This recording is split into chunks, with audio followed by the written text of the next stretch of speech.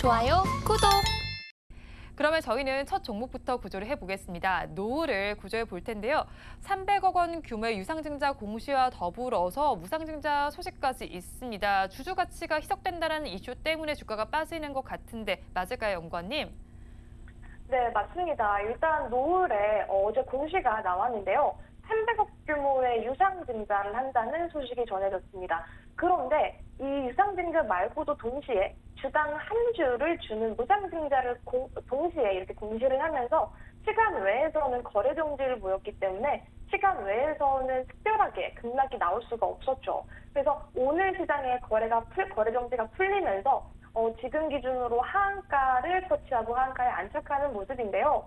사실 아시겠지만 요즘에는 이렇게 유상증자, 무상증자를 동시에 하는 패턴이 많은데 어떻게 보면 주주들에게 조금은 혼란을 야기하는 그런 패턴이 아닌가 싶습니다. 어쨌든 무상증자보다는요, 이 유상증자에 조금 포커싱을 맞춰서 오늘 종목이 하락의 골이 조금 깊다고 보시면 되는데요. 일단 노을이라는 종목이 어떤 종목인지 조금 모르시는 분들을 위해서 좀 간략하게 설명을 드리면 이 AI 기술과 이 자체 보유 원천 기술인 NGSI 기술을 기반으로 혈액과 조직세포를 분석해서 질병을 진단하는 차세대 진단 검사 플랫폼 기업입니다. 상장한 지 1년이 조금 넘은 종목인데요. 오늘 조금 유상증자 소식으로 하한가를 기록하고 있죠. 그런데 이 300억 원 규모의 유상증자를 조금 뜯어보면 이번 유상증자는 주주배정 후에 채권주 일반 공모 방식으로 진행되고 있기 때문에 사실 시장에는 조금 악재거리로 작용을 합니다. 사실 이 300억 원 규모 중에서 270억 원 규모는 운영자금, 그리고 나머지 28억 원 규모는 시설자금으로 사용된다고 하는데 유상증자, 무상증자를 동시에 한다고 하더라도 이 유상증자가 더 큰 악재로 작용하기 때문에 오늘 어쩔 수 없는 하락세를 조금 보이고 있고요. 사실 이 노을 같은 경우에는요. 시가총액이 700억 정도 되는 조금 시가총액 낮은 기업입니다. 그렇기 때문에 시가총액이 700억인데 유상증자를 하는 금액 규모 자체가 300억이다라는 건 사실 정말 큰 악재라고 보시면 되거든요. 그래서 오늘 어쩔 수 없는 정말 큰 규모의 유진이기 때문에 어쩔 수 없는 하락세를 보인다라고 정리를 할 수 있을 것 같습니다. 큰 규모의 유상증자 이슈로 인해서 급락세를 보인다라고 짚어주셨는데요. 그렇다면 지금 시점에서 가지고 계신 분들께서는 어떻게 대응해야 될까요? 네, 저는 사실 도망가자 의견을 조금 드리고 싶습니다. 왜냐면 오늘 이렇게 300억 원 규모의 이 유상증자라는 것 자체가 너무나 또 이 회사에 조금 직격탄을 날렸다라는 생각이 조금 들고요. 아까도 말씀드렸지만 시가총액이 700억 원밖에 하지 않는 기업입니다. 그런데 이 시가총액의 절반 가까이 되는 이 큰 규모의 유상증자는 사실 기업의 신뢰성을 조금 더 떨어뜨릴 수밖에 없죠. 그리고 저는 기업의 이 컨디션을 되게 중요하게 생각하는 편인데요.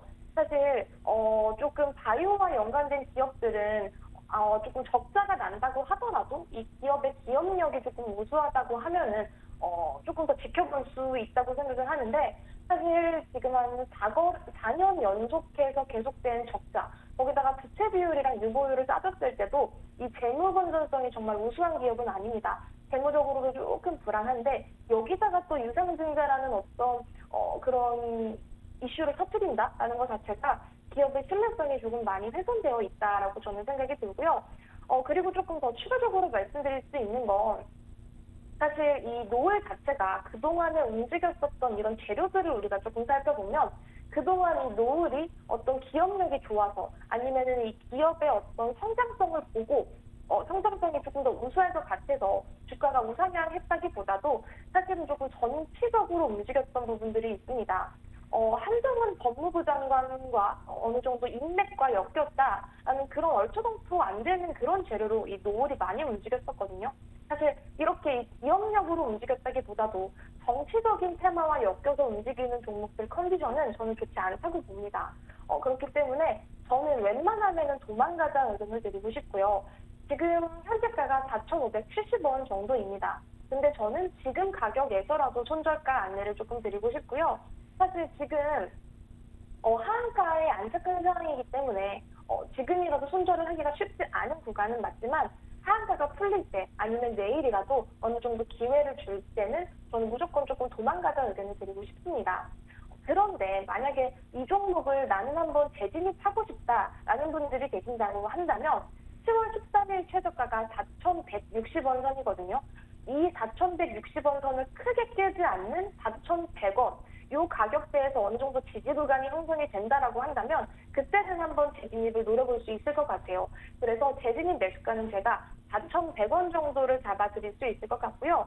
재진입 손절가는 조금 타이트하게 3,850원 잡아드리고 재진입 목표가는 4,500원 정도 잡아드릴 수 있을 것 같습니다. 어쨌든 제가 가격 전략을 조금 타이트하게 잡아드리는 이유는 이 노을이라는 기업의 컨디션을 어느 정도 조금 염두에 두고 말씀드리는 거라는 거 잘 기억해 두시고 가격 전략 잘 따라 주시기를 바랍니다. 노을이라는 종목은 유상증자 이슈도 있지만 정치적인 이슈로도 움직였던 종목인 만큼 도망가자라는 전략을 제시해 주셨고요. 가격 전략을 살펴보면 재진입을 하신다라면 4,100원 해보시고요. 이때 손절 라인은 3,850원, 목표 주가 4,500원으로 잡아주셨습니다. 그럼 다음 종목도 구조를 해보겠습니다. 대한방직을 구조해 볼 텐데요. 어제도 저희가 이 시간 통해서 다뤄드렸던 종목입니다. 무더기 하한가 사태 이후에 거래가 정지가 됐고 거래 재개된 이후에도 하한가로 직행을 했던 종목입니다. 그렇다면 이 종목은 지금 어떻게 보시나요? 네, 사실 제가 월요일에도 이 대한방직과 관련한 무더기 하한가 사태에 대한 종목들에 대해서 조금 얘기를 들었었어요. 근데 거래 정지가 됐었다가 이제 거래 재개가 들어왔죠. 근데 만호재강을 빼고 나머지 종목들이 계속해서 하한가를 기록했고 대한방직은 하한가는 아니지만 오늘도 조금 거친 하락세를 보이고 있습니다. 일단 조금 수급을 보시면요. 외국인도 외국인이지만 이 대한방직 이 연기금의 어떤 이 연기금 기관의 물량이 조금 나온다라고 보시면 되는데 오늘 현재가 기준으로 한 14% 정도 하락세를 보이고 있는데요. 사실 지난번에도 말씀드렸다시피 이런 종목들은 저는 개인적인 포트에 굳이 담아갈 수 있는 종목은 아니라고 생각이 듭니다. 또 특히 이 하한가 사태의 배경을 조금 말씀드리면 이 하한가 사태를 만들었던 주식정보 카페 운영자 강모 씨에 대한 조사가 진행이 된다고 합니다. 검찰에 따르면 이 강 씨는 2020년 1월부터 지난 5월까지 지인들과 함께 동일산업, 동일금속, 만호재강, 대한방직, 방림 등 5개 종목을 반복하면서 통정 매매를 하고 시세 조종 행위로 주가를 조금 띄웠던 혐의를 받고 있습니다. 특히 이 주가가 폭락했던 5종목은 이 카페에서 매수 추천하는 종목들로 계속해서 거론이 됐었던 종목인데요. 검찰과 금융당국은 이 종목들 주가가 폭락하기 이전부터 의심 정황을 조금 포착을 하면서 불공정 거래 여부를 포착을 했다고 합니다. 따라서 지난달 하한가 사태 이튿날인 15일 강 씨 사무실을 압수수색하면서 강제 수사에 착수를 했다고 하는데요. 사실 오늘 이렇게 큰 폭의 하락세가 나오고 있는데 오늘은 일단 하한가는 아닙니다. 하한가는 아니기 때문에 거래는 계속해서 가능은 하거든요. 어쨌든 계속해서 흘러내리는 안타까운 모습을 보여주는 종목인데 이런 종목 컨디션이 안 좋은 종목이다라고 다시 한번 강조를 조금 드리면서 마무리하도록 하겠습니다. 대한방직 컨디션이 좋지 못하다라고 짚어주셨는데 그런 만큼 전략은 어떻게 가져가면 좋을지 궁금합니다. 가지고 계신 분들께서 어떻게 대응을 해야 될까요? 네, 사실 지금 대한방직의 어떤 재무적인 컨디션을 봤을 때는 나쁘지는 않은 것 같아요. 나쁘지는 않은데 문제는 뭐냐면 이런 주가 조작 분단들이 들어와서 이 기업의 신뢰성을 해치고 컨디션을 조금 해치는 건데 저는 사실 이런 기업들은 조금 거래를 하기가 조금 힘들고 개인들이 그냥 굳이 들고 갈 수 있는 종목은 아니다라고 말씀을 드리고 싶어요. 그래서 지금 현재가가 16,000원 구간에서 조금 움직이고 있는데 저는 지금이라도 이 종목을 포트에 담고 계시는 분들이라고 한다면 지금이라도 손절을 하고 도망가자 의견을 조금 드리고 싶습니다. 그런데 만약에 내가 이 종목을 다시 한번 조금 거래를 하고 싶다라고 하신다면 주가 조작 혐의가 들어오기 전, 그러니까 주가 조작 일당들이 주가 조작을 하기 전 그 시세로 조금 돌아가야 된다고 생각을 하거든요. 그렇기 때문에 2020년이죠. 이 코로나 때 정말 폭락했었던 그 가격대까지 이 대한방직이 한번 떨어진다면 그때는 한번 재진입을 한다고 해도 조금은 무방하다라고 말씀을 드리고 싶습니다. 그래서 이게 코로나 때는 거의 한 14,000원 구간까지 빠졌었거든요.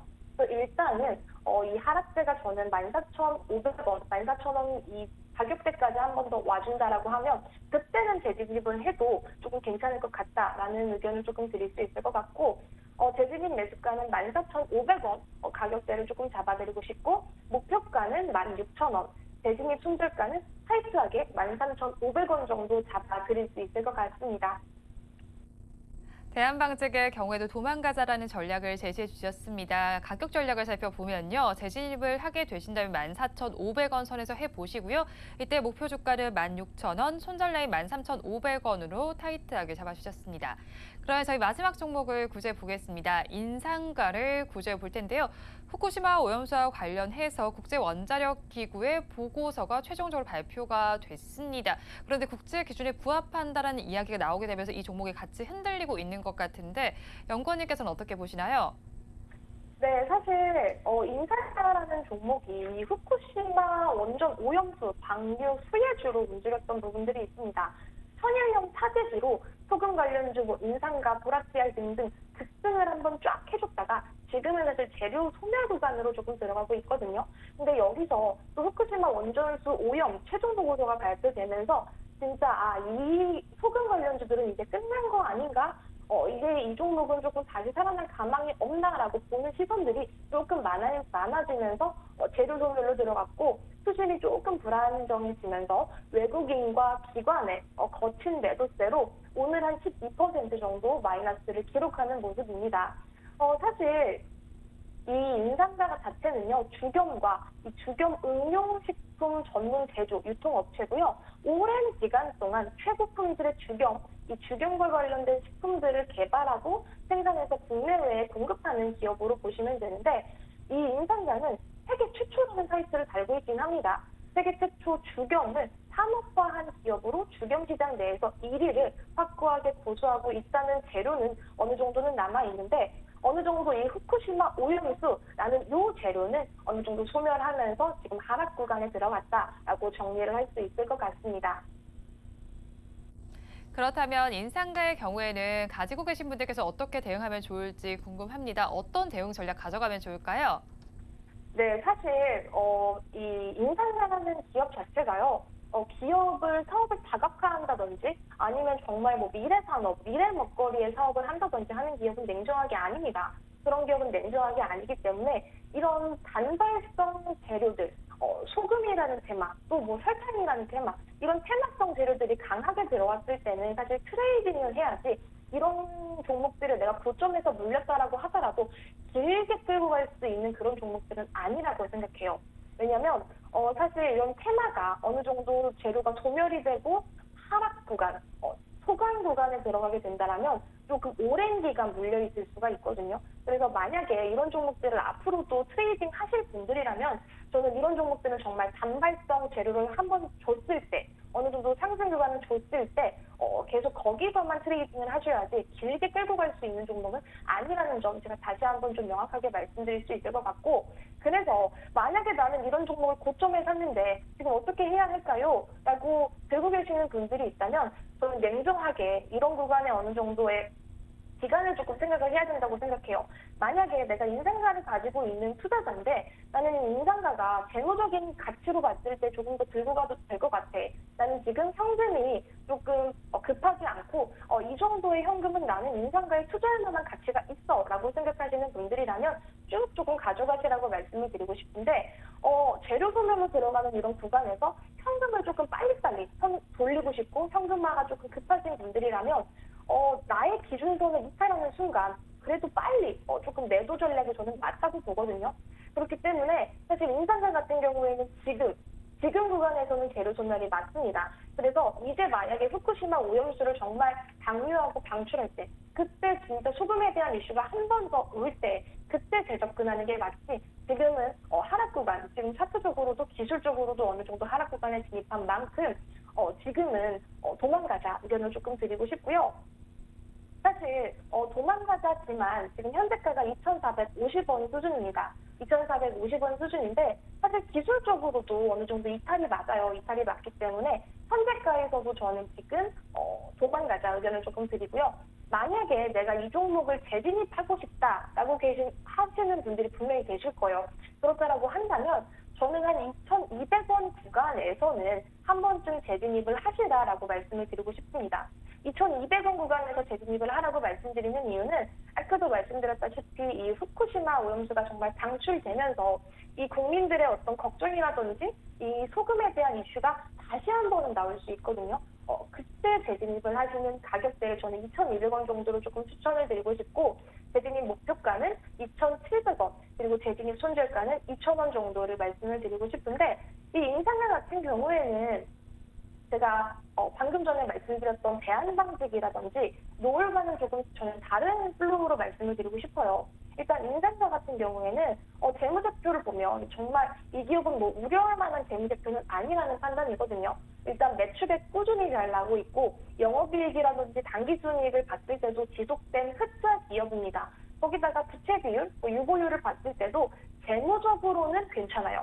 재무적으로는 우수한 기업이기 때문에 사실 이 기업에 뭐 크게 뭐 유상증자가 나온다든지 아니면은 뭐 크게 재무적으로 걱정시킬 만한 리스크는 저는 없다고 보여져요. 지금 확률적으로.